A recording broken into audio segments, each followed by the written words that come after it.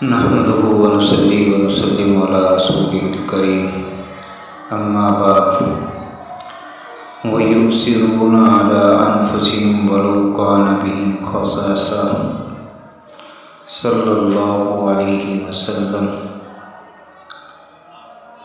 ایثار یہ ایک بہت بڑی اعلیٰ صفت ہے جس کو اللہ تعالیٰ کی ذات نصیب فرمائے۔ جہاں عبادات ہیں ان عبادات کے ساتھ ساتھ کچھ خاص صفات بھی ہوتی ہیں۔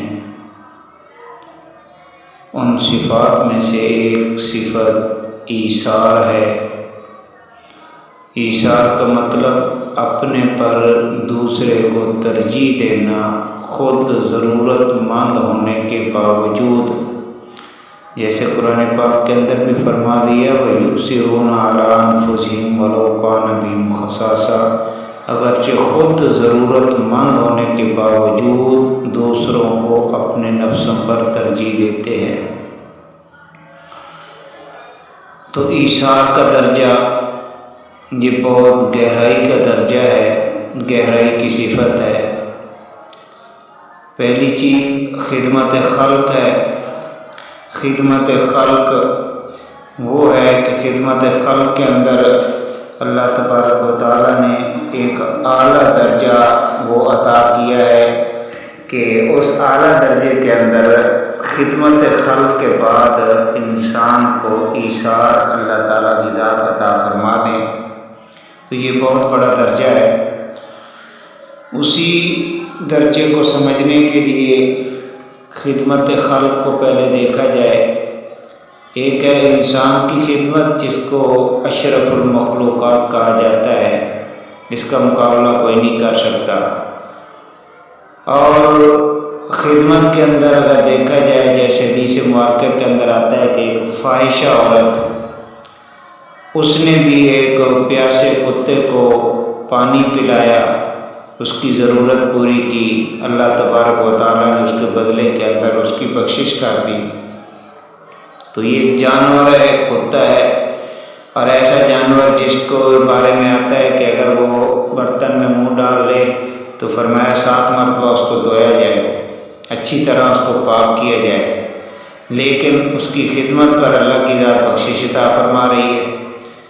دوسرا پہلو دیکھا جائے، دوسرا رخ دیکھا جائے کہ ایک حدیث مبارکہ میں آتا ہے، آقا علیہ السلام نے فرمایا کہ اس عورت کو قبر کے اندر عذاب ہو رہا ہے۔ وجہ کیا؟ فرمایا وجہ یہ کہ اس نے بلی کو بلا وجہ روک کر رکھا تھا، پیاسا رکھا تھا، اس کو کھانے پینے کے لیے کچھ نہیں دیا، نہ اس کو چھوڑا کہ وہ اپنی ضرورت پوری کر سکے۔ تو اب دیکھو ایک جانور کے بارے میں اتنا زیادہ تاثر ملتا ہے کہ اس کو کھلانے پلانے پر اجر اور اس کو نہ دینے پر جہنم کا عذاب، تو اس لیے انسان تو ایک اشرف المخلوق ہے، اس کی خدمت پر آدمی لگ جائے تو یہ بہت زیادہ اجر کا باعث ہوگا۔ تو اس لیے حضرت مولانا الیاس صاحب رحمۃ اللہ علیہ فرمایا کرتے تھے کہ عبادت سے جنت ملتی ہے اور خدمت سے خدا ملتا ہے۔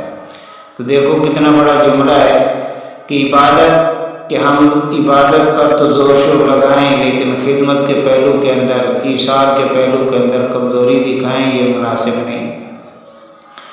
تو فرمایا خدمت اور جنت اور خدا کے درمیان جو فرق یہاں کیا گیا ہے کہ عبادت سے جنت ملتی ہے، خدمت سے خدا ملتا ہے، وہ فرق ایک واقعہ سے آپ کو آسانی سے واضح ہو جائے گا کہ ایک اللہ والے جب ان کا انتقال ہوا، انتقال کے بعد ان کے لیے جنت کے 8 دروازے کھول دیے گئے اور کہا گیا کہ آپ جس دروازے سے چاہیں داخل ہو جائیں، لیکن ان اللہ والوں نے کیا کہا؟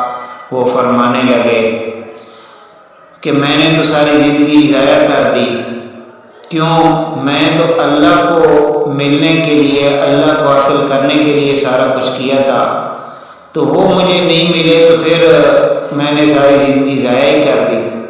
تو دیکھو کتنی بڑی ایک بات ہے کہ اللہ کو حاصل کرنے کے لیے، پانے کے لیے ساری زندگی عبادات کی ہیں، ریاضات کی ہیں، تو اس لیے انسان کو چاہیے کہ اپنی عبادت اپنی ریاضت، اپنے جو کچھ معاملات ہیں وہ اللہ کے لیے کرے۔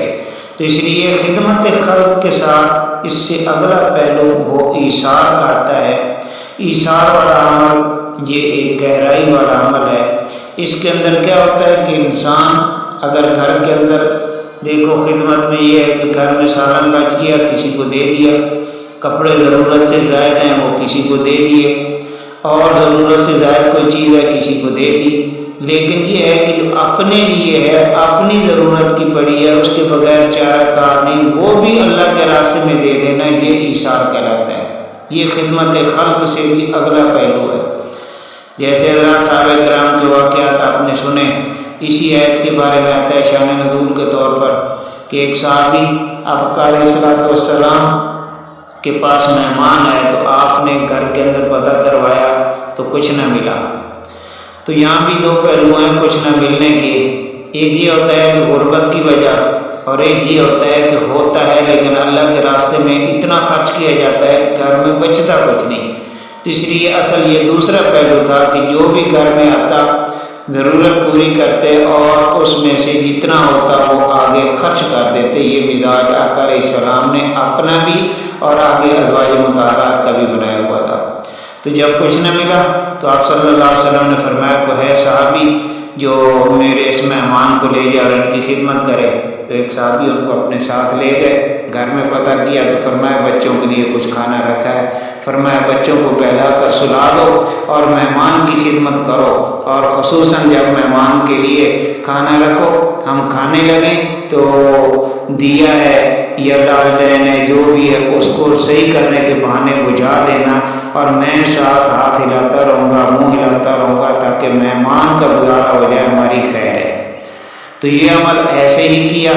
تو صبح آقا علیہ السلام نے پوچھا مہمان کی خدمت کے بارے میں اور وہ سارا معاملہ سامنے آ گیا، تو اللہ تعالیٰ نے ان کی اس مہربانی کو بہت پسند کیا کہ اپنی ضرورت کو چھوڑ کر، بچوں کی ضرورت کو چھوڑ کر مہمان کی ضرورت کو پورا کیا۔ تو یہ ہوتا ہے خدمت خلق سے بھی بڑھ کر ایثار کا جذبہ۔ جیسے وہ حدیث مبارکہ کے اندر فضائل اعمال میں بھی پایا جاتا ہے کہ ایک صحابی وہ جب مرنے کے قریب تھے تو ان کو پانی دیا جا رہا تھا، تو دوسری طرف سے آواز آئی تو انہوں نے اشارہ کیا ان کو دو۔ جب ان کے پاس پہنچے انہوں نے کہا آگے آواز آئی تو ان کو دے دو۔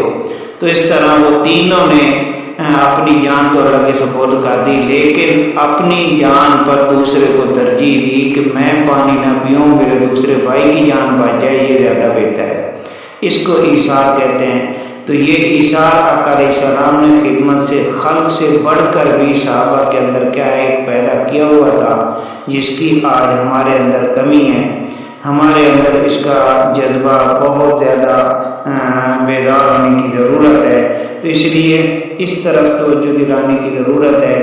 آج کل سردیوں کا موسم آ رہا ہے، سردیوں کے موسم کے اندر دائیں بائیں ہم دیکھیں کچھ لوگ ایسے ہوتے ہیں جو ہاتھ نہیں پھیلاتے، ضرورت مند ہوتے ہیں جن کو سفید پوش کہا جاتا ہے۔ تو ایسے لوگوں کی ضروریات کا خیال رکھیں، گرم کپڑوں کا خیال رکھیں، ان کے لیے اور کسی چیز کی ضرورت ہے، کھانے پینے کی ضرورت ہے، تو ایسی چیزوں کی طرف توجہ اور دھیان دینا یہ ہمارے لیے انتہائی ضروری ہے۔ جیسے کہ حضرت